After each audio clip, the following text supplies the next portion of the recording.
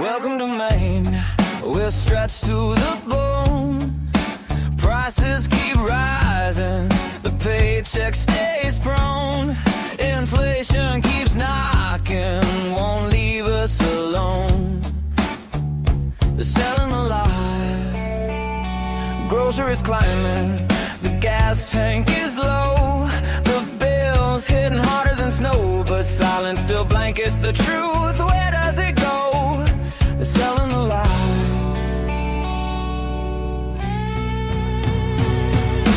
Housing is gridlocked from Portland to the county. Workers commute far past what feels soundly. Talk of solution comes yearly, not loudly. They're selling the lie. They're selling the lie. Say every voice counts, but watch who gets lifted. Some stories vanish, some get the spotlight shifted. Depends on what trends and what keeps them gifted. They're selling the lie.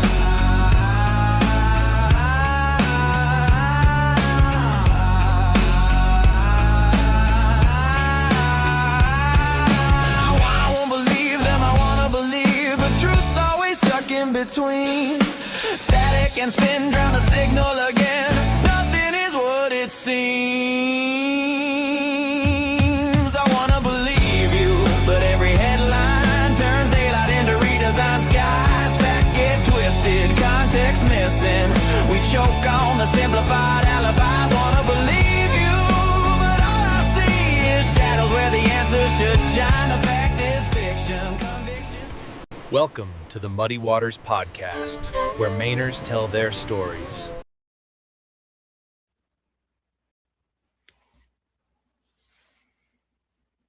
All right, there we go. Good morning, Maine. This is Chuck Ellis, and you're watching the Muddy Waters Podcast. Sometimes I have to remember to unmute my mic. But yeah, you're watching the Muddy Waters Podcast, and we exist to help the people of Maine better understand what's going on in our state and also be more aware of how they can become equipped to make change. Part of the reason we exist, a huge part of the reason, as I was talking on the Ray Richardson show this morning, is that the mainstream media has become a propaganda arm for the Democrat Party. The world would be a better place if the mainstream media decided that it just wanted to actually report the news as unbiased as possible, present people with the facts, let them know what's actually happening, not just what Trump's doing in Washington, perhaps, but what's happening at our school board meetings, city council meetings, at the legislature. Who actually even knows about that?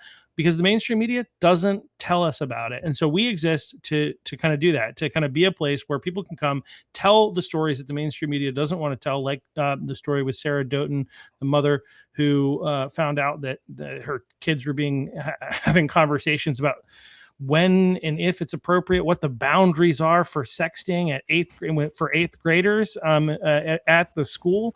Something you won't see in the mainstream media. That was the episode I did last week, which is available on Spotify and Apple Podcasts at this point, and that's the only place at the moment. But anyway, these are the types of stories that we like to tell, as well as like giving people the opportunity to hear about how they can get involved, how they can make change. And fortunately, we have to get today with us Matthew Leggett or Leggett. Yeah, Leggett. That's good. Leggett. I want to call it Leggett. I don't know why. I want to be fancy. That's all good. Leger, maybe. No. No, Matthew Leggett. Here to share kind of his story about like what getting involved. And so we've titled this, I guess, Even You Can Make a Difference. And so thank you for joining us. Can I call you Matt, or is it Matthew? Yeah, Matt is good. All right. Some people are particular, I've found. And I like to be respectful of that. I go by Chuck, but my name is Charles, and some people call me Charlie. And the joke for me is, as long as it's not late for dinner, we're good. Right. But not everybody holds that philosophy. But yeah. So thank you for joining us. And obviously, part of the purpose of this podcast is to let people know how they can get involved and how they can make a difference. And so I'm really excited to have this conversation and hear, who are you? Where do you come from? And what has got you involved in politics? And then we'll get into like how easy it is. In a sense, it's not easy, but I think it's easier than people think it is to actually get involved and be able to make a difference. So go for it. All I right. know that's a All lot. It's a right. mouthful of a question, but Yeah, no, that's fine. My name's Matthew Leggett. I'm from Lebanon, Maine. I was in Sanford, which is the next town over for since I was about 20 years old. Moved to Lebanon when I was about 33 years old. I wanted to get out of the town and city of Sanford, raise my kids in a smaller town. And but recently, and probably in the past 5 or 6 years, I've gotten involved in local politics with our town. I just saw things that I didn't like, and then recently, within the last year and a half, I've really hammered into the school district. So I've been getting involved with both of those just from things I saw that I didn't like going on, and I wanted to see change happen. So I didn't want to just sit back and let things happen in our town that I didn't think were right.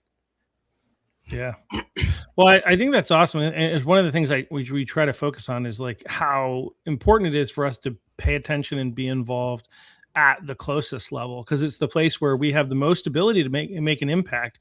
The mainstream media, the left, whatever it is, they want to have us immobilized by being so focused on what's happening in Washington, D.C., that we don't do anything, or we only focus on that and we only show up to vote in presidential elections and this, that, and the other thing. When, again, the local stuff has some of the most impact to your actual personal life. And it's also the place where you can have the most impact. Yeah, I agree. I mean, so the first kind of thing I got into was observing our local fire department. I mean, I totally support our fire department and what they do.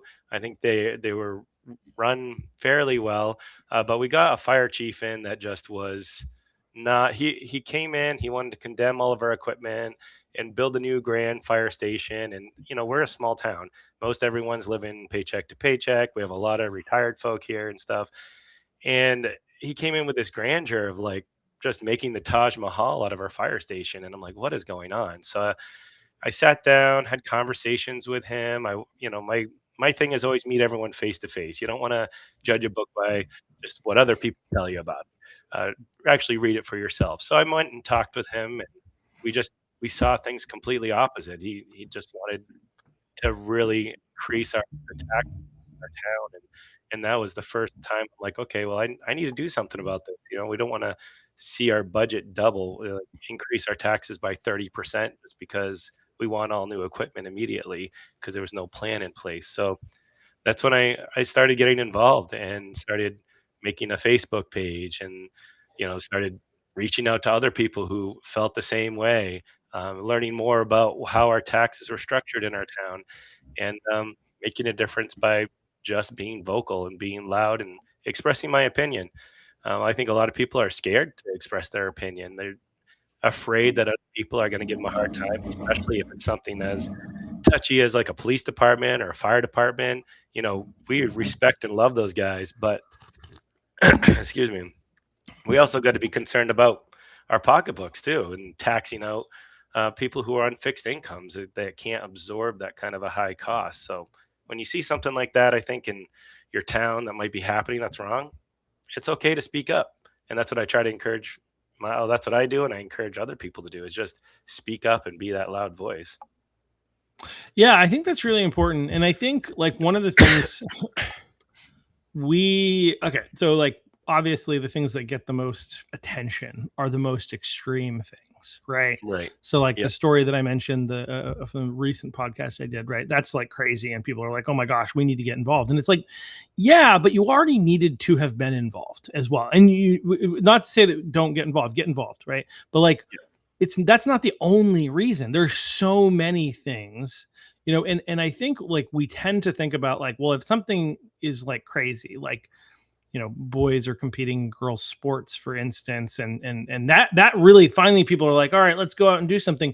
And you go to school boards and people say some really bold and strong things, but there are less, I would say, extreme and controversial things. I think those are worthy causes to get out there for, but I think we need to be involved on everything. Is from as simple as saying like, yeah, we don't need a new fire station at the cost of pushing a bunch of elderly people who have made this town, right, helped to make this town or whatever what it is, but now are living on their Social Security, and they have their house, but they can't afford their taxes to continually go up at these high rates. To say that's actually a really important, function, like all the different things that the town goes through. We should have so many more people, so many more eyes on that, making an influence. So I appreciate that for sure.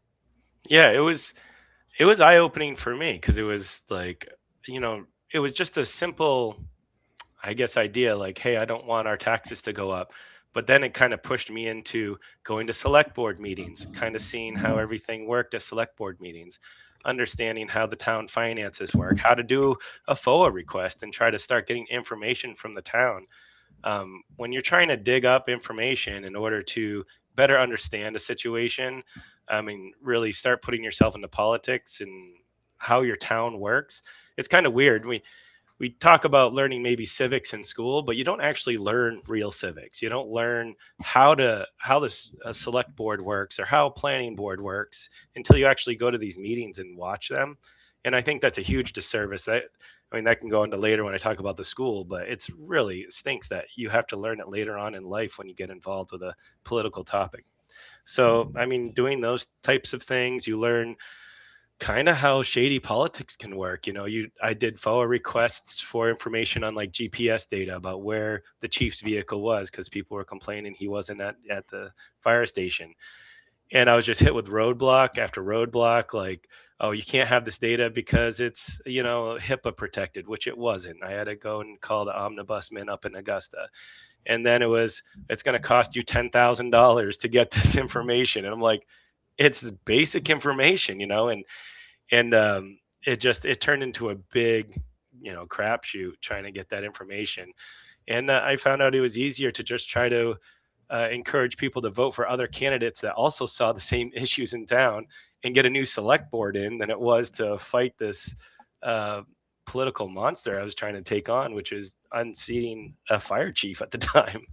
And that's how I first started getting into politics, was trying to help candidates run get on the select board that would see the corruption that was happening at the time in our town and try to solve it that way.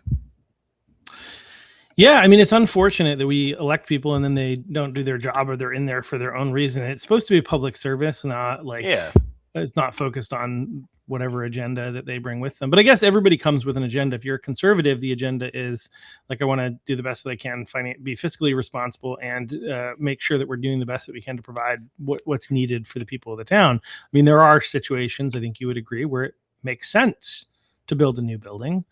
Sure. Right. And buy new equipment.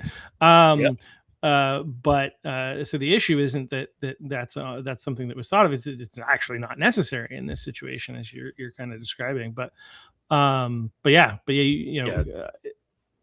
that situation, for our situation, it just wasn't necessary at the time, and there was no good plan in place. I feel, and I see it on the school board and on our select board, you get people that want to spend other people's money. They just, they think they go in and they want to be the savior of the town, or they just think that they know how to spend other people's money, and they really don't. If you look closely at their life, they're terrible at spending their own money.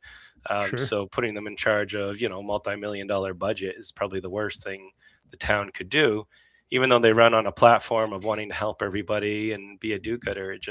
They're not a good fit for running a town or a school board. So I saw a lot of that in our town, and I kind of wanted to change that.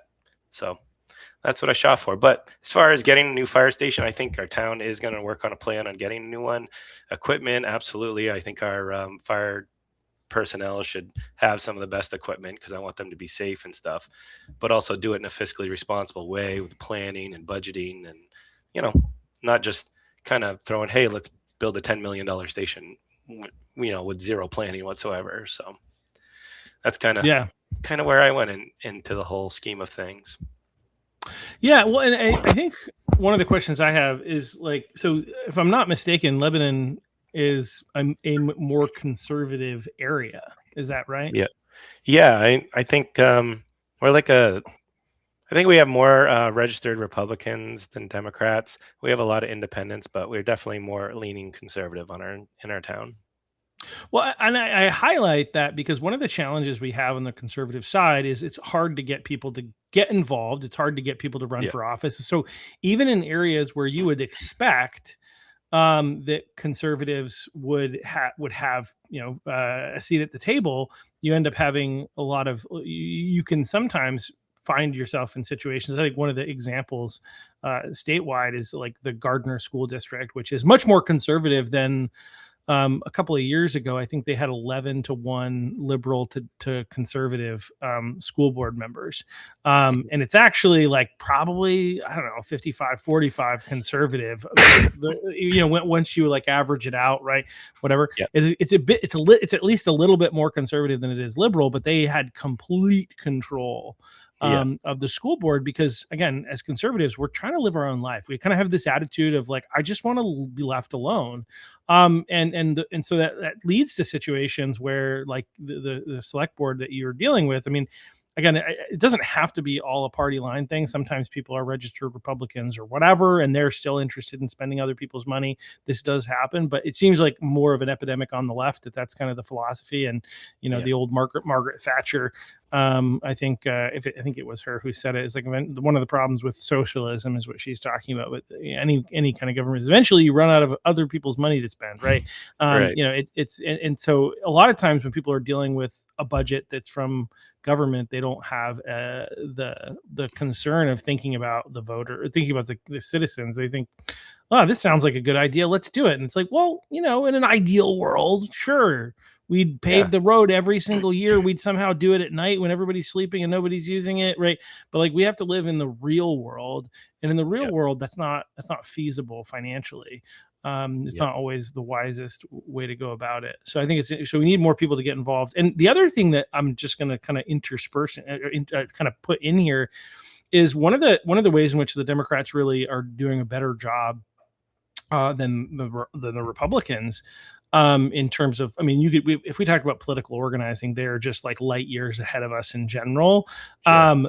But specifically when it comes to the type of things that you're talking about, school board and city council, yes, there is an importance to be on those things for them in and of themselves, but also that's where we build our bench so that when House and Senate, state House and state Senate races come up, we actually have people who are already well known, who can easily, and they already understand some elements of government and public service that we can then draw on to be able to run for higher offices. One of the challenges we tend to face, and we just got through a period where we were aggressively, and in some cases some seats where we would have liked to have somebody, or where there's a seat that I think the Republicans could legitimately pick up. We can't find a candidate, and like we're struggling in that same area. There are not a lot of conservative minded people that are on school boards or city council, and so again there's that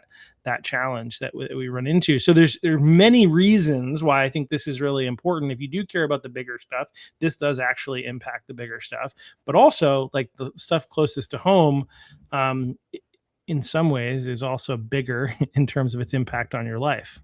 Yeah. I think, it would be nice to see Republicans take more seats and stuff. And I understand the pool problem. When I'm out talking to people or just looking in general in my area, most everyone's either working at the shipyard down in Portsmouth or they own their own business in Lebanon. Yep. And both of those folks, they have no time. I feel like your more conservatives they're working hard, providing for their family. And then when they're not, they want to be out doing stuff with their family, going to their kids' ball game. They don't want to be stuck at a board meeting or whatever. So I totally get it. It does stink. It's a real weird epidemic because if you want to have that conservative value where you want to support yourself and don't rely on anybody, it kind of like pushes you out of the game of running for public office. So it's a catch-22 kind of with because if you don't run for office, then they're not going to let you just do it. Right, exactly. Right? So exactly. It's like it's so tough. It's so tough. And thankfully I was able to start a good business and I have more free time. I kind of live my life as simple as I can, so I have the most free time. That was what was important to me, is to be at my kids' games and work as little as possible, but still have what we want and go on vacation and stuff. So, I'm kind of fortunate in that respect. So that's how I had the time to get involved. Um, but I again, like you were saying, with local politics, seeing what's going on. When I was looking and going through the whole fire department thing, I'm going to kind of transition a little bit towards the school because that's what's most recently been happening. But I saw 82% of our taxes in Lebanon, 82% go to our school district. That leaves 18% for our town to try to do roads, do the trash, and take care of local town government, which isn't much. 18% is a very small piece of the pie. So when our school board wants to go up 10%, on their budget, it affects everybody in town huge. So even if our town only goes up by 3%, we're still looking at, a 10% increase across for all of our taxes because the school is such a big, piece of our budget. So that was one of the first things that got me kind of invested in what's going on at the school district. Then recently, I've heard a lot of parents complaining about their kids' academics. I pay attention to my boys, make sure they get good grades, turn their stuff in.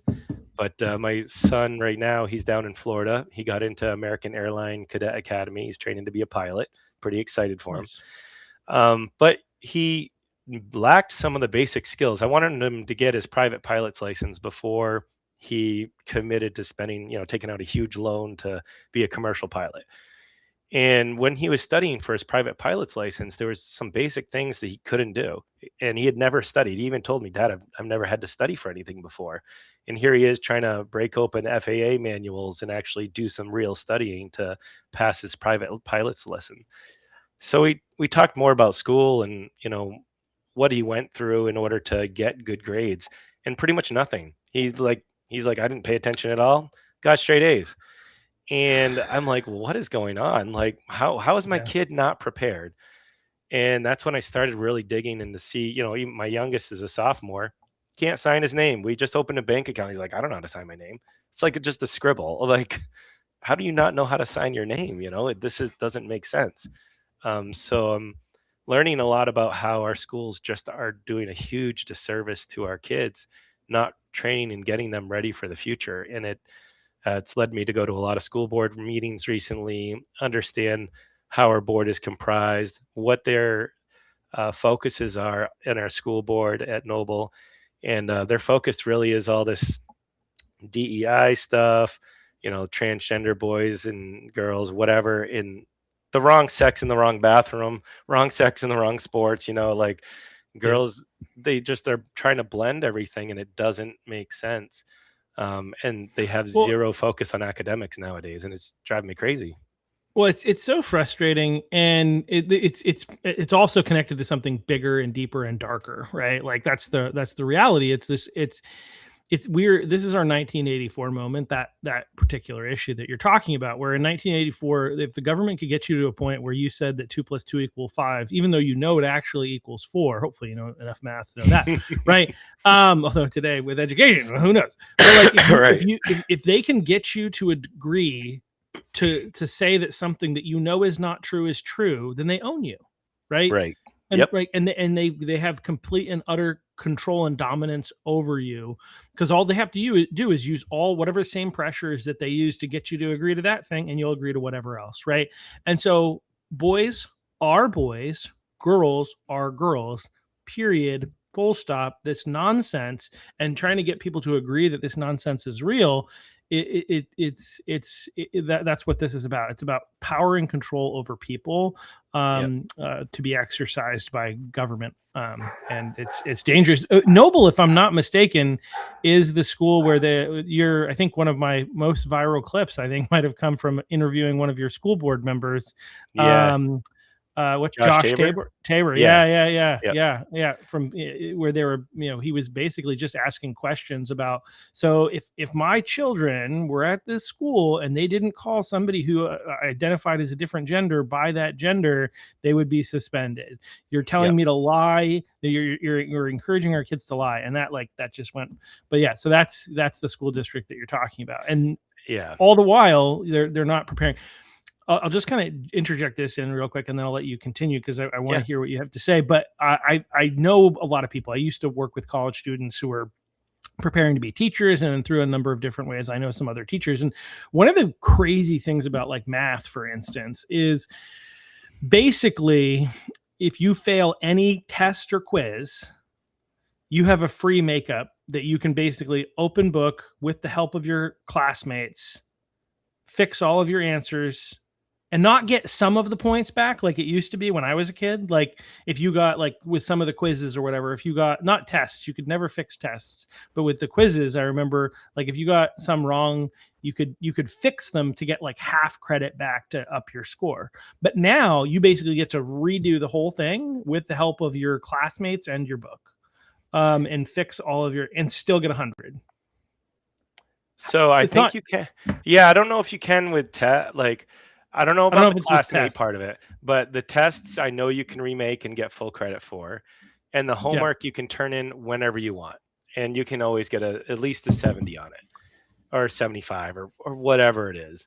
And I talked to one of our, can you say names of like district people? I don't know if that's allowed. I don't care as long as it's like I don't care. Yeah, so one of our principals, at our school, and I talked to him after a school board meeting, and I said, you're teaching the kids that they can just turn in their homework any time they want. I'm like, you're doing a huge disservice to these kids because they're going to get out in the real world and think that's normal. And it's not. You can't just turn in stuff whenever you want. So you're grooming these kids to fail after they exit school. He's like, his viewpoint is that, well, at least they're trying to learn the materials so they get to do it again and again till they learn it. I'm like, no, you are literally teaching them horrible behaviors that is going to, really handicap them in the future. And he just doesn't understand it. And I'm like, that's the problem with these administrators and superintendents and school board members. I'm like, you're teaching them skills that are going to fail them. And when I speak at school board meetings, I say, we have a great wrestling team at Noble. Fantastic. Our football team does really good. We went to states this last year. Our coach, I say our sports teams understand it. The same kids that have behavior issues in class do not have those issues on the field because they know the expectations from the coaches. If you do something stupid, you're running laps. If you do something stupid again, you're sitting out the game. There's no tolerance for it. And because those kids have guardrails, they know how to behave. But when they get in the classroom, there's no guardrails. They get given an iPad and sent to a playroom if they misbehave. They don't have to turn in their work whenever they want to. And if they fail everything, they still are going to get moved to the next grade. So there's zero consequence, and they know it. And that's why they behave the way they do in class. And it's so weird that most people on the outside, like most teachers, most parents, they all understand this principle. But if they're an administrator at school, they somehow have forgotten how life works. It's the weirdest thing I've ever seen. And I don't know if it's because they've been groomed as administrators to, like you said, they're almost indoctrinated, 1984 scenario. Like, have you forgotten how basic childhood works and how you need guardrails? Somehow they've been convinced that these kids shouldn't have guardrails. Well, we live in a world in which somebody can spout economic theory because they went and got an economics degree, and they can say by taxing people, like things that we'll just, I guess one of my favorites. We'll go to this where the government can pass a bill called the Inflation Reduction Act, right? That without a doubt. And they'll have economists say that this is going to reduce inflation, right? There are people who supposedly have these degrees in economics that are saying this is going to reduce inflation. But it's a spending bill, right? Which is putting more money into the money supply. So it literally the only impact that it could possibly have on inflation is to increase it. Correct. Like, period. And there are people who are economists. And so you have so many people, and like Jerry Lehman of NEFSA, New England Fishermen Stewardship Association, would say the same thing for like the stuff that's going on, like the regulations and how they're trying to regulate an industry that they don't understand. They learn stuff in books. They don't have real world experience. That's why like a lot of the administrators are so far away from actually teaching that they don't know what it's really like in the classroom. They don't know like the impacts. And even if they look at the reports, they're hearing these other people who are saying, well, standardized tests, we always knew standardized. It's like, sure, standardized tests aren't perfect, but it is a barometer. It's Right. something that we can look at, and what we can see Right. is not good. So we should do further investigation, right? But instead, I don't really know what it is with the administrators, except that like we see this again, we see this in the healthcare field as well, where a lot of the doctors, and some people would argue that some of the problems with the healthcare system, the hospitals, is the administration who's like pushing the doctors to not have time to actually sit there and think and try to understand what's going on with each one of their patients, but just kind of push them through. Yeah. So administration, the administrative state in our country, is a huge part of the problem. But also, all those doctors are being indoctrinated as they're going through with pushes from the pharmaceutical industry to prescribe more medication rather than dig deep and really try to understand why somebody's struggling with whatever they're struggling with. And why all that matters is, like, again, these people who are making the decisions are not on the ground. They're not trying to figure out, they're not really in touch with reality, in what actually helps people. And anybody who like sees the crop, we'll call it, of children that are coming out of the education system and that are trying to enter the workforce, can tell how frightening the situation is, how little they're learning, like what you're saying. And it sounds like your kids did what they were supposed to do, what they were told to do, and still find themselves in a situation where it's like, oh my gosh, I've never had to do this before. And it's like a basic thing that you should have had to do. Like, I remember when I was in school and I hated it and complained about it, but like they would give, and it's like, oh, I've got all this homework, and like, I wonder if that happens anymore. You know what I mean? Like, where you actually have to do any work. And like, I was frustrated about it, but now when I have assignments, they're not for school, right? But when I can work and I've got a project that I've got to work on or whatever, I have built the skills. I sometimes talked about, like, when I was in middle school, they said they're being so hard on us because they're trying to prepare us for high school. And I got to high school and I thought high school was easier. And they said, and the reason we're being so hard on you here is we're trying to prepare you for college. And I got to college and I thought college was easier. And the reason was that I had actually built skills that made it was easier because I wasn't learning how to learn. I had done that in the past, and now it was just applying it and building on the foundation. And it was easier for that reason, not because they were making it easier at the higher levels, which is what's happening now. Anyway. Yeah. Well, I mean, the skills like homework, there's pros and cons or whatever. If anything, it teaches time management, even if it's a busy work, piece of paper. We all have to go to work, but we have to come home and sit down and do our bills, or we have to make dinner or whatever. We're learning time management. So if you have schoolwork and then you have maybe sports and then you have some homework, you're learning time management as a kid. Like, how do I juggle all this? And that takes you so far into the future. I mean, that's a skill you'll need your whole life. And it's the same way with turning in assignments on time. That's a skill you will use your entire life. A lot of this regurgitation of information, I mean, whether you hate AI or don't hate it or whatever, all of this information's at our fingertips. So just to regurgitate facts all day isn't helpful to these kids when they're coming out of school at all. They really need life skills to coming out of school. And it's just frustrating to see it kind of thrown to the side, and it's almost like I said, their understanding of how life works, maybe on the administration side, or you were saying they're out of touch what's happening with the classroom. It's so true. They just don't understand. And it's just weird. I don't know. It's a weird phenomenon happening in our country. Well, it's either that they don't understand or it's more nefarious, right? And that's where, I'm more concerned, right? Like, I don't, and again, maybe it's more nefarious and it's not them. They're just the cogs, right? But like it definitely, like, the end result is that teachers, like actual good teachers out there, are frustrated with administration. I made a joke a couple episodes ago about, like, let's just get rid of administration entirely and just let the teachers teach. I think the conservatives sometimes are worried about these rogue teachers that are doing inappropriate things, like the one that I mentioned in my last podcast.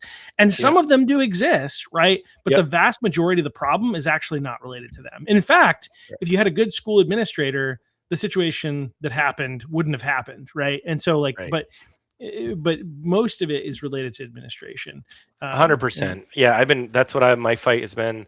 They in the administration and the teachers union is really good at trying to paint you as a teacher hater. They will get on social Right. media, they will get out there, be like, this guy is against the teachers, blah, blah, blah. It is not the teachers. And I've made sure I've made that point on social media when I talk at school board meetings, everything.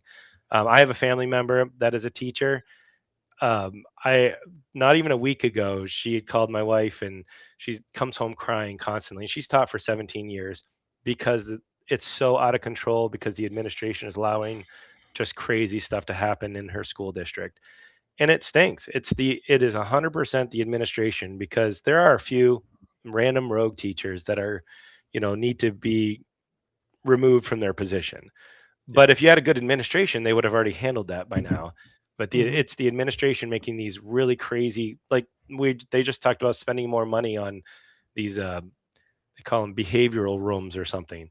And even my son knows, like, if a kid is misbehaving, they give them an iPad with games. And if they continue to misbehave, they go to a room that's pretty much like a recess room. And all the kids that misbehave know it. So they just act up so they can go to the recess room. And I'm like, that is the weirdest thing ever. Like, why would you do that? And the teachers know it doesn't work. They know it's just creating more problems, but there's nothing they can do about it.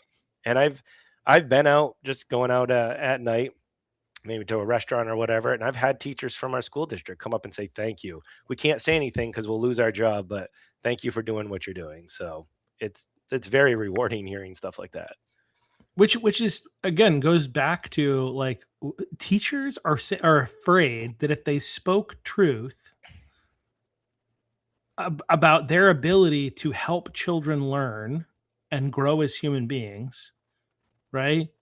Yep. They would lose their job. Like, what are we doing in our Yep. society where the left is about, for whatever reason, is about canceling anybody who speaks truth?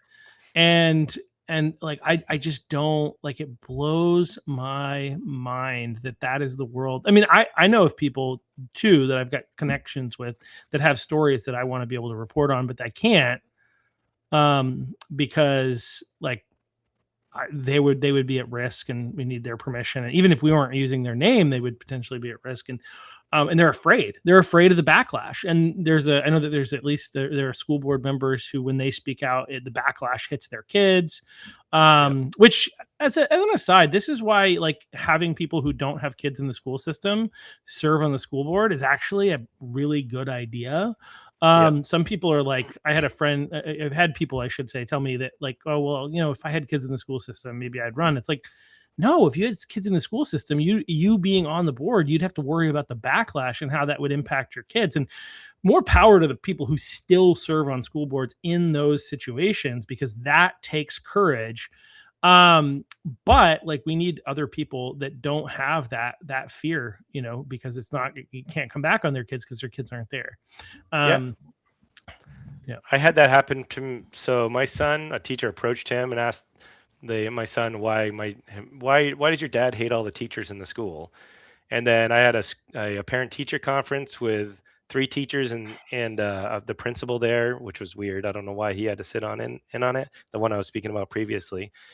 And that night, a post was made about our parent teacher conference. So I CC'd all the school board members and all the administration. I'm like, there's private information that got posted online from an account from Texas that only 4 people were in that room. There's only 4 people that knew about that. So how is this online from an account from Texas? And it was a bunch of, just random bot accounts just saying crap about me. All of a sudden, all of it got removed immediately. And I'm like, oh, that's weird. It's funny how when you call the school out on, it's a radicalized teacher that my son has to deal with that is all into this transgender whatever stuff. And it was just weird. It's a very bizarre situation when teachers or, rogue teachers or just come after your family when you start speaking up about wanting better education for your kids. It's so fascinating because the left isn't freaking out about that, right? Like, Yeah, the left right. isn't like, oh my gosh, how dare you go after those kids? But Right. when Representative Laurel Libby posts a picture of an athlete from a newspaper article, Yep. they lose their minds. Yep. So weird. It makes no sense. And it's specifically that you're doxing a child. No, first of all, there's no doxing here. This is Right. taking something that's already available on the internet Yeah. and making a post about it and highlighting a reality that happened. Hmm. And in your situation, these kids aren't even trying to engage. You're just trying to be a good, dad, good citizen, whatever, and having private conversations about how to better the school system, which everybody should want, right? Even if they don't agree on everything with you, right? Yeah. And they're, creating problems for your kids. Like it's absolutely ridiculous. And the left doesn't care Yeah. because that person Well, is trying to advance their agenda. it's almost, when I talk to people a lot of times, I try to compare it to other radicalized people. So when you're in a Yeah. cult or in a high control group, you can't expect that person to act normal to a situation. Kind of like, I always go to the extreme of like the 9/11 bomber. They think they're doing God's will, so they fly a plane into a tower. They've been conditioned to believe God wants them to do that.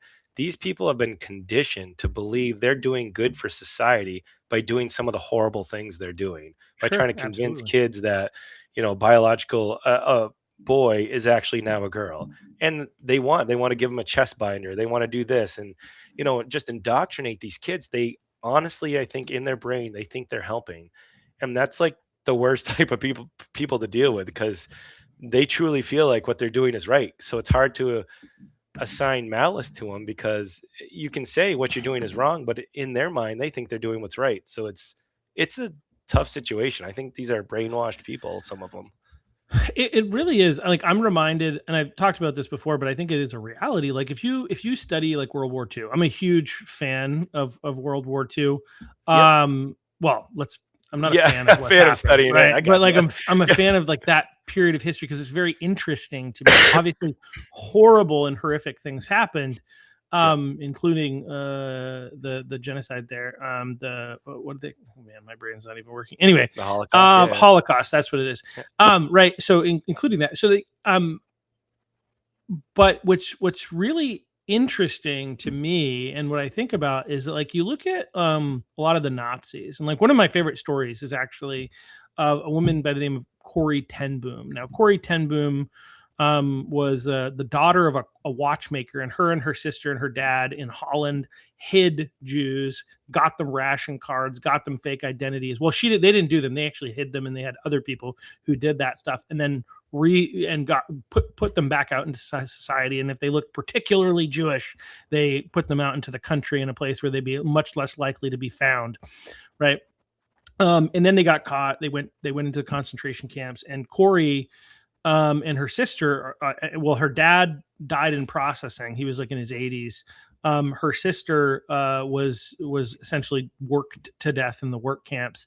She ended up getting released on a clerical error. She was supposed to be executed, and somebody accidentally, the paperwork ended up releasing her shortly before the war ended.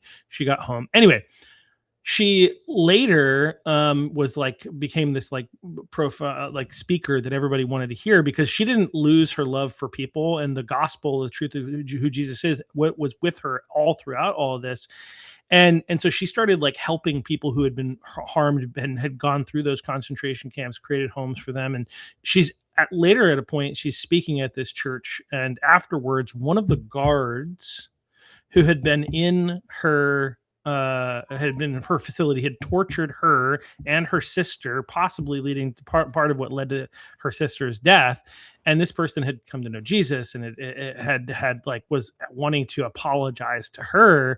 And she tells the story, and you can find the audio somewhere out there, where she's like, I did not want to forgive this guy, right? But like and she ends up like feeling the Holy Spirit convinced to her that she needs to forgive him, and she does. And she later started homes for the guards, actually, who had realized they'd done these horrific things. And part of the reason I tell this story is that, like, there were a lot of people that got sucked into the Nazism and believing that was the right thing to do, that once it was defeated, were able to like realize their error and there was hope for them, essentially. And I think we're in a similar place. There's so many people that have bought into this ideology that if we can defeat it, there's hope for them. But first, we have to win.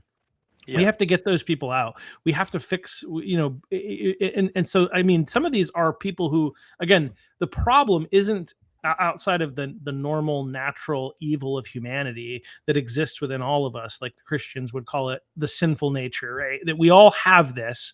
We all have the potential to do great harm. There is still hope for people who give into it, and some of them are sucked into this, and that if we can, get past this somehow, there can be hope to bring them back and help them realize the error of their ways, but not until we have to defeat it, right? Nazism had to be defeated. The Germans had to lose in order to believe that the Aryan race wasn't the superior race, right? And similarly, we have to like, win this battle. It's so important. But anyway, it is. I mean, and I think that comes back to where we're at our local level. Like, we have to win these school boards. We have to win these city councils, or in our case, our select boards. And it's difficult finding candidates, and I get that, and that's why I kind of wanted to be a part of all this. I don't have the time, and my outlook on hopefully my future doesn't really involve being active in any type of candidacy, but I want to do what I can while I'm kicking around this area and trying to be active as I can to change at least my local town and my school board, because it's hard to see these people thinking what they're doing for kids is a good thing when it is generally a bad thing. It's kind of like, we're watching still the college push in our area, and we've seen the result of that. We've seen a generation come out not being able to get jobs, living at home in their parents' basement. And I had a great opportunity with my kids. I got to be home a lot. I got to teach my kid, how are we gonna get you into piloting? We did the research together. We went to the schools together. A lot of kids don't have that opportunity. They're supposed to get that opportunity in school, and they're not. My son, he didn't want to go to, we did our research. Going to a 4-year college is actually the worst thing you can do to be a commercial pilot. And the commercial pilots will tell you that. They're like, being a pilot for Delta or American or whoever is all seniority based. So the sooner you can get in, the better. They will all tell you this. But when he went to his guidance counselor about how to help, do I have to get a FAFSA for this? How do I get a loan? What's the best way for me to do it? They're like, oh, you're not going to a 4-year college. There's nothing we can really do to help you. And that's all he got from his guidance counselor. I'm like, I don't understand this. Like, the people in the career will tell you the path. And so that's what we did, is we really explored together. But I feel bad for the kids that don't, they're going to their guidance counselors. It's, 4-year college. That's what you got to do. And I'm like, we've already seen how that destroys an entire generation. If we got all these administrators that can administrate, AI is probably going to take their job anyway, but you can go make $100K being a plumber or an electrician or a builder, and it's like not even an option for the kids. The teachers, or a lot of the teachers and the guidance counselors or administration, is just pushing them into a 4-year degree that they're going to be in debt and not be able to get a good job when they get out. So it's weird. It's that our school isn't getting our kids ready. And so that's what got me involved. I just want to see our kids succeed when they get out of school. That's all. Yeah. Well, and that's what we all should want. Right. Like, I mean, like, it's this idea that, like, so there's two big problems in the school system. Sorry, I'm fixing my, one is three big problems, we'll say. One is the gross overspending, right? It's like, so first of all, I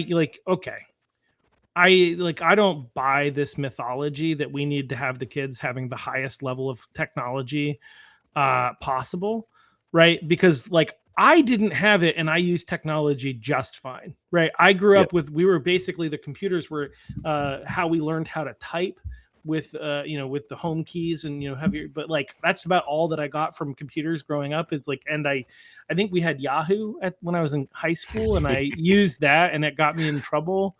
But like basically outside of like Microsoft Word, you know, and things like that, I didn't have any very The little Oregon computer. Trail. Yeah, right, exactly. And yet I use technology really well. And I don't have any issues with it. I'm not behind. I'm not harmed by that. So I don't know why we think that these kids have to have iPads to be able to learn. You know, and like, so the idea that we need them to have the highest level technology, we're going to spend as much money as possible, and we have to have the most state of the art rooms, I think is absolutely ridiculous. We need to teach children how to learn, how to love learning, how to do self learning, right?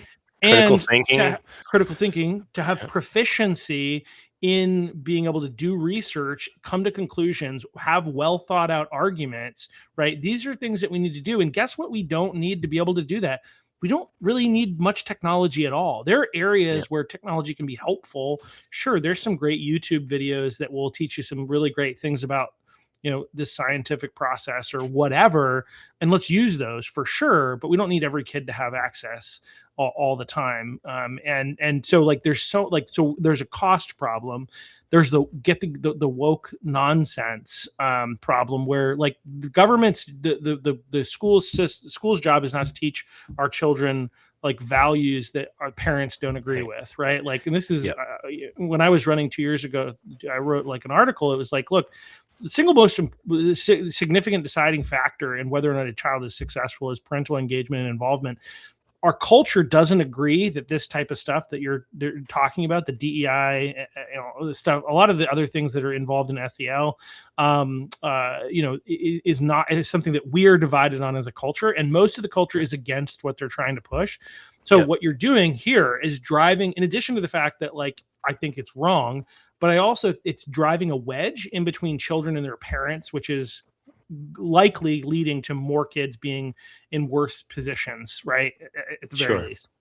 Yeah. So there's that. And then the third one is like, we're not actually teaching kids. We're not preparing them, right? So spending too much money, not actually adequately preparing them, and, you know, forcing cultural values that families don't agree with, and most of Americans and most of the world are not on board with. And like, that's like, it's just, anyway, there's probably more, but those are the, Well, I've told them, I'm like, you're grooming children. You're indoctrinating and grooming children. And, you know, that's always the scary word if you say it at school, because they're like, oh, grooming. But you're teaching your set of values. One of our school board members, and I'm probably Josh brought it up while he was on your podcast, but she has a picture of herself in a men's bathroom, taking a selfie in a mirror with guys at urinals behind her. And it's like hashtag IP where I want. I'm like, she's literally an activist. Like, this is one of our school board members. And I'm just like, you're an activist that's on a school board. Like, you're not here for teaching our kids. You're trying to push your ideology on these kids, you know, and she'll be able to stand up in meetings, be like, trans rights are human rights. It's like, no, like, keep that nonsense. You know, if you want to teach all that stuff to a bunch of adults and that's your thing, and you want to, you know, she talked about being nude or something, because I brought up changing. Sorry, there was a video that was shown to kids that had a bunch of nudity in it. She's like, "Oh, that's nothing like being at the beach. You know, these kids are used to being at the beach, aren't they?" I'm like, nobody's bringing their kid to a nude beach that I know of. You know, maybe they are, but that should be in Europe, with their parents maybe. at home. Like, why are we showing that in school? And so she's just kind of out in left field, but it's just that the type of activism on our board, they've just gotten so far from the core mission of math, reading, and science. And going back to what you were saying, technology, there's so many studies by different organizations like NIH that show you shouldn't have technology with kids until like 8th grade. And these kids should just be learning the basics of reading and writing, and getting that under their belt before they're introduced to loads of technology. And if you bring it up in a board meeting, it falls on deaf ears, even though all these studies show how we can better educate our kids. And I'm like, and I'll be the first to say, didn't get a degree in education. I don't know, but I can absolutely look at statistics. I can look at states like Mississippi and Florida that are doing really well and be like, hey, however they're doing it, let's just do what they're doing. Like, they're winning. Their kids are getting proficient. Their cost per pupil is like 10,000. Ours is 18,000. Like, they're doing it cheaper. Their kids are better educated. let's just copy them. Like that's all. We don't have to reinvent the wheel. The wheel's already been invented. Let's just go copy that. And they don't want to hear it. They definitely do not want to hear it at all. Yeah. No, common sense is not really. First of all, I don't know how common sense has ever been, but like the term common sense is like, anyway, it's kind of an interesting one, but it's not. Right. It's kind of dead at this point, right? And people, but if we were using common sense, it's like, what works, what is effective, how do we know? Let's look at it. And one of the beauties, as I've heard people say, of being in a country like America, where we have 50 different states who have their own different ways of doing things, is we can see who's doing better and who's not, right? Yeah. And we're one of the worst and one of the most expensive, and like maybe we should try something different. Like, even if you're like if you actually care about the results, and it's more than just indoctrinating kids or grooming kids, as you say, because that's essentially what it is, then you would care about these things. And I do think the Democrats have pivoted a little bit, because leading into this election cycle, they said we need to get back to the basics. It's like a year ago, the same person who's currently there of the Department of Education in Maine, Pender Macon, was saying that we don't need to worry about reading, writing, and mathematics. We only need to focus on SEL, and we don't need to worry about those things because of AI. Now they're saying we got to get back to the basics of reading, math, and it's like, okay, we've been talking about this, and you've ignored it, and you've gaslit us and said that we're silly and ridiculous, and now you're saying it's true, and you're trying to pretend that you didn't do the other stuff. Like, come on. Yeah. Now that we're 42nd in the state, we're gonna worry, and in the country, you're gonna worry about it. It's stupid. Right. It's like we should have been worrying about it, as we've been kind of raising the alarm bell here for a couple of years, and now because they're concerned clearly that this may actually cause them to have some troubles in this next election cycle. Now they're going to start talking about it. Is very troubling, and I hope it does hurt them in this election cycle, because they should. They don't really care about the kids. They care about spreading their propagandist message. And for whatever reason, they've bought into this. But so what are some other like pieces of advice that you would give somebody who's like, okay, like, I hear what you're saying, get involved, school board, just even going to a meeting sounds difficult, and then like, I don't even know how the process works, I don't know all this. Like, what are some advice you'd give somebody who's like wants to see some change, but like it feels like overwhelmed? I think, because I think that's the biggest thing that keeps people from getting involved. So, I mean, hopefully there's someone like me. So I have the time, and I'm trying to organize people to either knock on doors or make phone calls or talk to your neighbor, just basic stuff. If you're on social media, or, you hear of a guy or a girl that's in your community that's trying to bring awareness to issues, and you don't have the time to organize a group, find one that's already organizing. Somebody reached out to me in December and said, hey, I see you're talking about the same issues that I have, maybe we should sit down and talk about it. And there's like 4 of us that got together. And then the next time, 2 weeks later, there was like 10 of us that got together, and there was just more parents getting involved, and, then kind of come up with a plan. How do we make a change? And I already understood from, local politics in the city, the select board, like, okay, fighting the problems is almost impossible. Like, you can have an issue, I don't want my daughter going in the bathroom with a boy. Well, if your board is completely on board with that, you could complain till the cows come home to your school board. They're not going to change. There's nothing you can, like, your whole town could complain and they're not going to change. They've already been elected to that position, and they are going to push their agenda. So you're really going to get focused on finding candidates and changing out your school board. And I think the best thing to do is maybe get involved with your Republican town committees. If you can, talk with them and say, hey, we're trying to form a group. We're trying to understand and navigate this new political atmosphere, and we want to get a school board member going, and they might have recommendations of who you could talk to, and then get behind that person. And if you don't have a bunch of time to do that, just making the person who is organizing it aware that you want to help out. Again, it could be as simple as, hey, could you just talk to both of your neighbors, tell them the importance of getting out and voting? Because as Republicans, for some reason, we suck at voting. Like, we'll have the majority in these towns, And for some reason, we're not electing the guy that's running. And it's like, how is this possible? But it's Yeah. because the Democrats, like you brought out earlier, are really good at getting campaigns out to get people elected. And they know how to motivate their base to get out and vote. Well, they know how to motivate their base, and they know how to demotivate ours, right? Like, I've been Yes. thinking a lot about this. Like, a lot of their messaging is about trying to convince us that our candidate has problems, so not Yep. to get out and vote for him or her, Mhm. when their candidate is so much worse, right? Like, Right. think about like even like there's a lot of noise, obviously, nationally. I don't want to get too much into that right now, but Yeah. even like I don't, even if you disagree with what's going on in like Iran, for instance, or Yep. what we did in Venezuela, or whatever, or the fact that we haven't fully released the Epstein files, or there's questions about whether or not we've seen all the stuff about JFK, 9/11, whatever.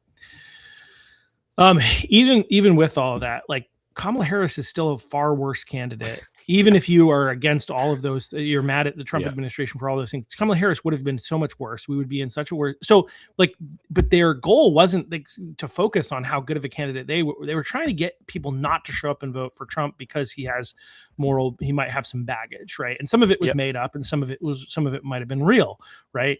And that's their goal. Their goal is to keep us on the sidelines, discourage us from voting, get us to sit out, because they don't need to get us to vote for them. They just need to get us not to vote. The reason that we didn't win the legislature, that we don't have a U.S. District 2, where Jared Golden is currently the rep, the reason we don't have that is because people didn't vote down for the whole ticket, right? They didn't look at the Right. whole. They weren't paying attention. Now, arguments can be made. Maybe Austin Terrio could have done a better job, like getting people to know him and like him or whatever. But people just voted for Trump and didn't vote. And so, like, I think we need to do more work. But at the same time, we need people to like actually recognize that, like, they're just trying to discourage us. Don't Right. buy into it. Yes, these people may have faults and failures, but almost exclusively, I would say that the Republican candidate, even with all their flaws, is going to be better than the Democrat candidate, because the Democrats, all of them, are pushing this type of nonsense. They don't care about Yeah. the education of our kids. They're introducing inappropriate material to children, and which is where you get the grooming tag, and Yeah. so we need our conservatives to get involved and get out to vote, because the other side is motivated. Sorry, that was my Yeah. interjection there. No, I 100% agree. It used to be, because I was and I still feel like I am. I'm a very centrist guy. I hate big government altogether. Like, if it was 30 years ago, you'd be like, oh, this guy's a Democrat. It was like, my values are very centrist, I feel like. And you can see the party line votes. I mean, you can see it in federal level, you can see it at state level. There's no more middle ground anymore. There's no more, Yeah. oh, some Democrats voted for this Republican bill, or this Republicans voted for this Democrat bill. It's one or the other. It's unanimous, both sides. And it stinks that it's that way. But the movement of the Democrats right now is so far left that if you vote for any Democrat right now, you're going to get the extreme left of it. You're going to get, boys and girls sports. That's what you get, unfortunately. Even if that candidate on the campaign trail said they're not for it, the Democrats are going to get that unanimous vote from that member. And it sucks to see that. So you have to, at this point, vote the Republican ticket right down in order to get any type of normalcy right now, because if not, you get far left crazy.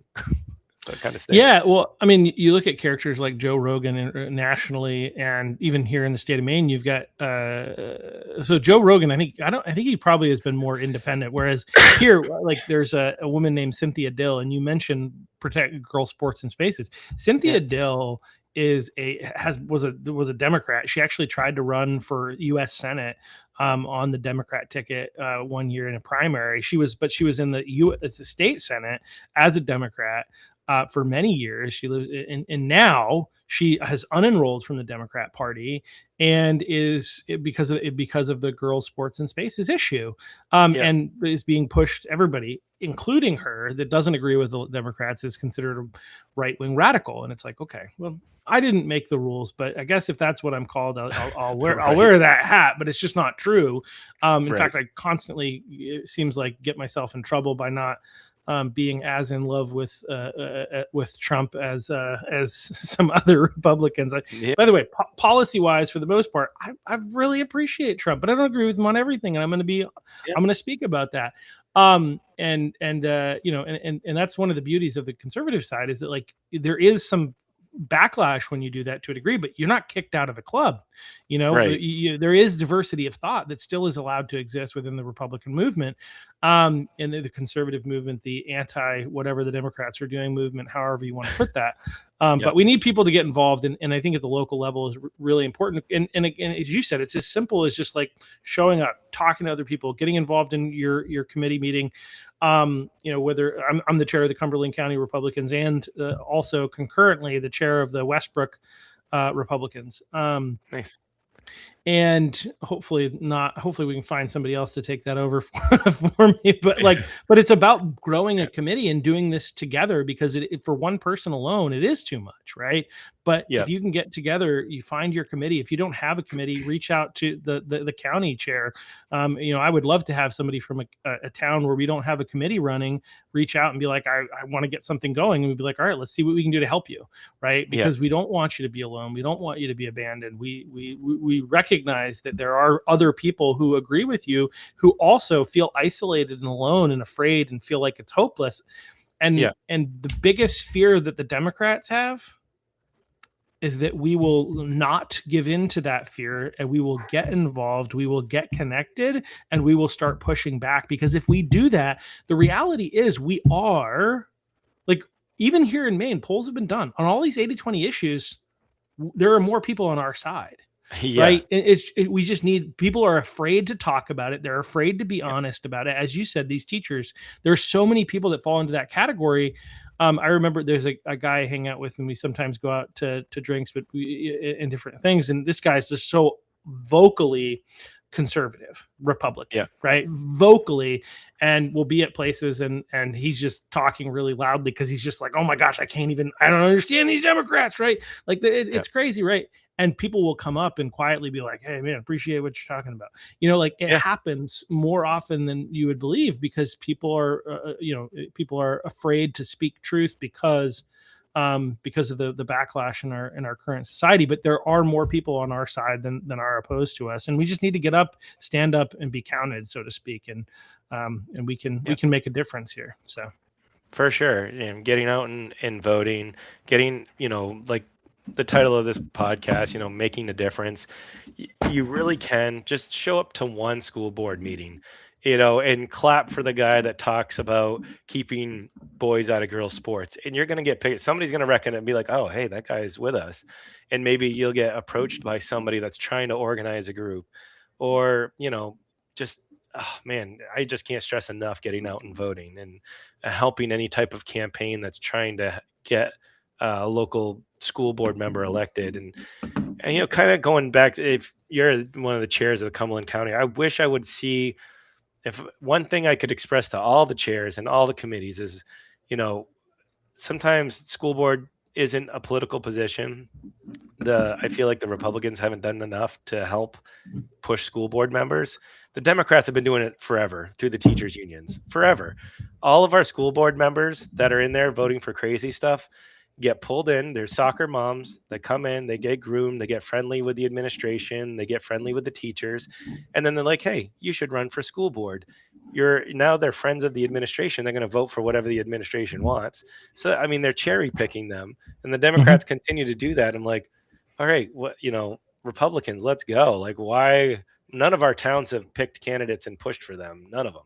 And I don't understand why. It's been the weirdest thing. So that's kind of why me and some other parents have gotten together. So maybe I should have went to a Republican committee, meeting first and said, hey, what the heck, guys, let's pick a member and go. But one of the challenges of the Republican movement in Maine is we're not so functional as we should be. We're a little geriatric. We're an older state. Younger people are busy with things, and so we don't have a lot of younger people. And so the things that we're doing, we're not having a lot of candidate ready people. But also, I think there is a bit of when we have somebody like the state party sometimes is like, oh my gosh, that's somebody, that's a person, they could do something. Let's get them to run for House, right? When it's like, maybe we should get them to run for school board, right? Yeah. Maybe we should get them to get involved in some way at their local committee. And that's Yeah. actually like, I think we need a long-term strategy is the point. Yeah. But yeah, I'd welcome anybody to come to our meetings that we and I'd love to be able to find some school board members at our meetings, Yeah. the potential school board members. We have some members who do come, and we do try to support as much as possible. We part of the challenge, again, we don't have enough people. So one of the things that I Yeah. wanted to create, we have a kind of a town or city or whatever municipal liaison, because every town structures things a little, town or city structures things a little different. So but I wanted to create like a committee where we also had somebody who is focused on school boards and from somebody Yeah. who's focused on city council, but we don't have enough people to be able to have a committee of people that are committed enough and have the knowledge and experience to be able to do these types of things. And so Yeah. we need that. We absolutely need that, but that means we need more people to get involved. Yep. Because these school board members and city council. So fortunately, on the school board side, you have a great organization, a couple of great organizations that are trying to help. And if you haven't reached out to them, do. But Parents' Rights and Education, headed up by Alan Sarvinas, is incredible. And then Maine Education Initiative are two organizations that are really trying to educate people, equip people, and get people on school boards. So there is some resources there. I'd love to have more locally, through the Cumberland County Committee, but we don't have it at the moment. But we don't really have much of anything for city councils or town councils or select boards. There's nothing really to help them at this point, and we need that. They need more support. So we need more people to get involved, because we've in order to have somebody to do that, we need somebody to be able to have the time and energy and willingness to do it. And again, a lot of what we're doing, unfortunately, as a party is like, we're so in need of getting candidates that somebody expresses interest in getting involved, and we're immediately like, oh, you need to go and run for something because we need a candidate, right? Yeah. Whereas maybe it would be better for you to get to know things and get involved in this way. So Yeah. Get a skill set, or get involved. Again, the Democrats are good at, they're involved in schools. I mean, how many protests have we seen, anti-ICE protests out of these schools? That's not organic. That's not kids doing that. That is being led by Democrat. I mean, they're in the schools so good, grooming the kids for this stuff. Where, I mean, that was the best thing. I rest in peace, Charlie, but he was doing something great. That was awesome that he was getting involved at college levels, but even getting in, turning point and chapters in schools and stuff. The kids are ready for it, especially the boys. I mean, I know my boys are they know they're being fed nonsense nonstop at school, and it's not going to help them. And knowing that they can make a change and get involved politically, even at a young age, is, not a bad thing. And so I'd love to see more of that. Hopefully in the future that can happen in Maine, because I'd love to see it. Yeah. Well, and there is an encouraging movement, as there are a number of turning point chapters, the Club Americas, that have started up across the state. But we need more. And I think like USM is getting like Young Americans for Liberty, I believe. Turning Point is there, Students for Life, and then there's another the College Republicans, and like there's a bunch of things that are starting up even at USM, which is perfect, pretty encouraging. But we need more people, and this requires parents to actually do the hard work of parenting your kids. I know that most parents just like to have the school parent them, but they're not going to do it. And you need to encourage kids and push kids to do.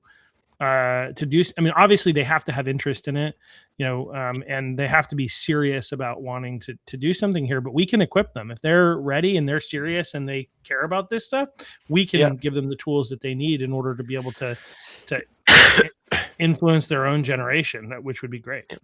Yeah. It's almost like, having a civics course for kids is pretty much what it is, and explain the benefits, what you can do for your community, even, the pay, like what are you going to, if you could be elected as whatever at the state level, you can make this amount of money, like make it a real job for them if they want to eventually go that route.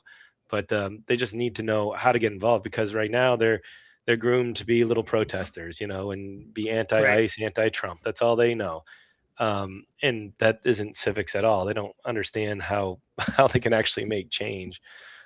So I don't know, getting young adults to be able to understand that kind of stuff, it would be a good thing. I mean, I tried with my boys. They have zero interest in politics yet, but I don't expect them. They're 19 and 16, and only some kids are going to gravitate to that, but not for them. But yeah, Yeah. I think it at least I was able to tell my kids that, but a lot of kids that don't have that at home definitely aren't going to get it at school. So any type of club to help them get there would be awesome if it was a school type club.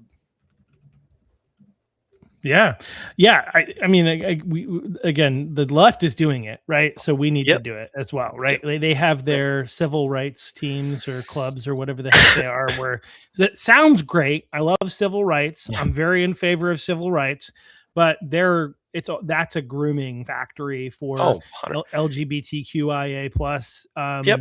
Black Lives Matter, Yep. which again, Black lives do matter, but not like We all matter. Yeah. we all matter, right? Like my wife is Rwandan. Like, but believe me, I care more about Black lives because I care about the ones that also are outside of our country than the people who are pushing the Black Lives Matter nonsense. Yeah.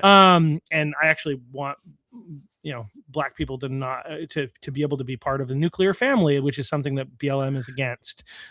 Just for the record, right? Yeah, Pushing I know it.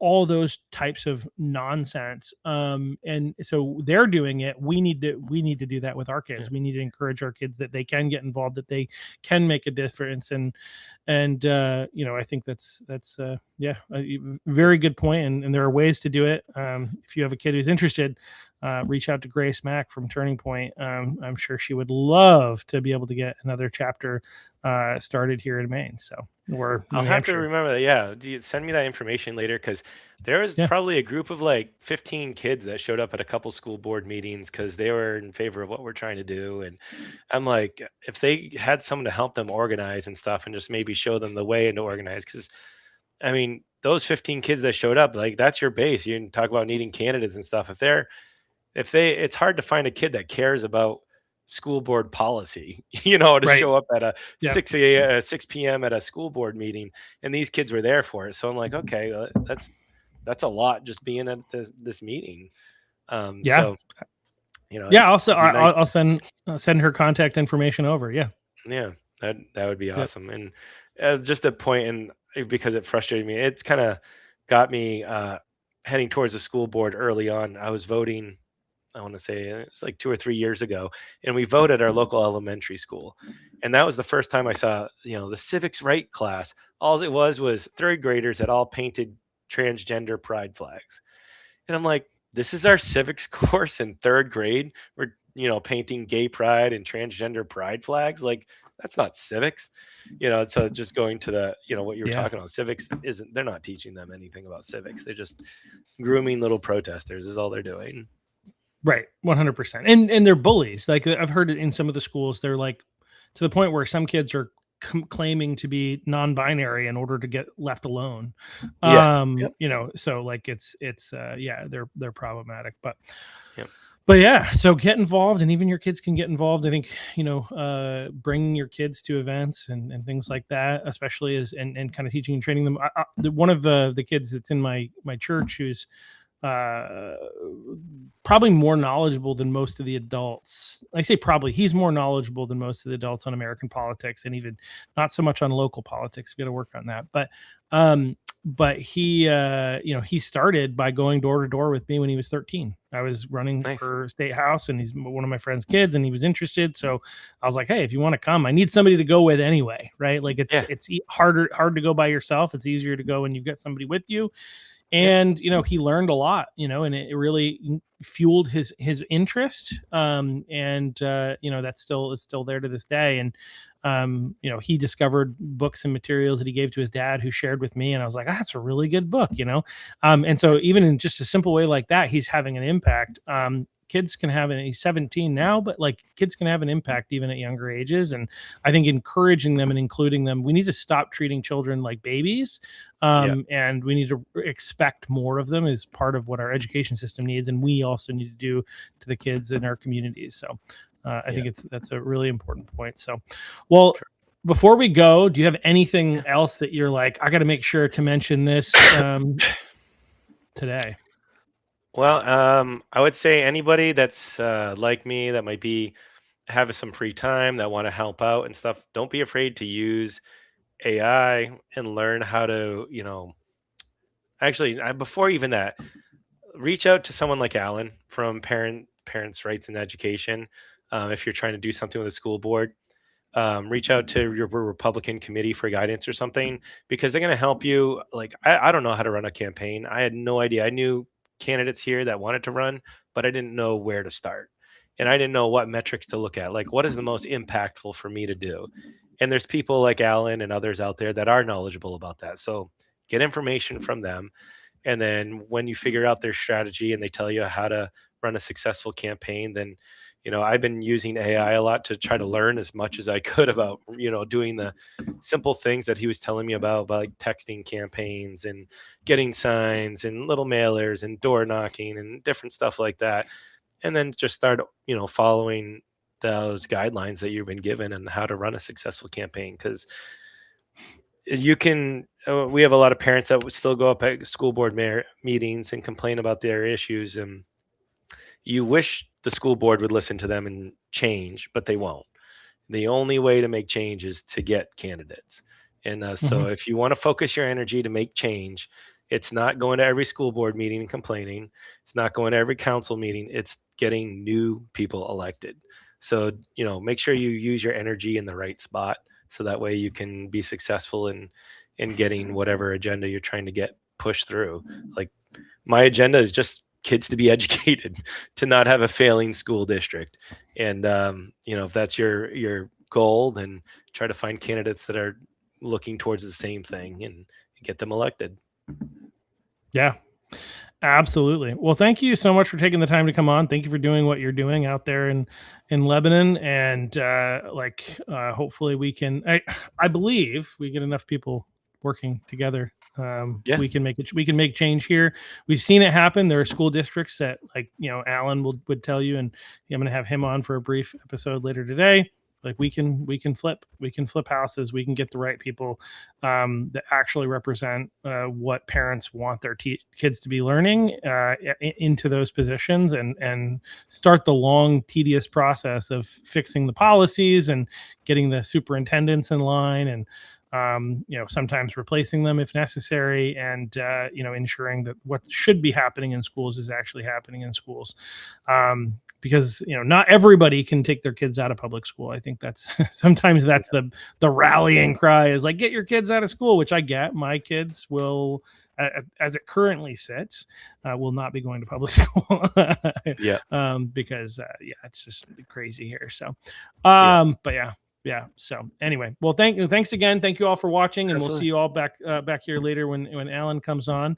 And like, share, subscribe, find the clips that come out of this and other episodes, and be sure to share those with people and help make sure this the truth of what's happening gets in front of people, and people know how they can get involved, and that it's not rocket science. It's just a matter of there's a book this is more about the Christian faith, but I think the title is important. It's like a long obedience in the same direction. Is like this isn't about, like, I think football is a good analogy. We don't have to throw touchdowns every single play. We just need to make progress. We need to work together. We need a couple people, and the more people get on board, the easier it's going to become. It's hard to start, but once you start down that road, it'll get easier and easier over time, and we'll make more progress. So, thank you all for participating in whatever way you can, and just continue to do so.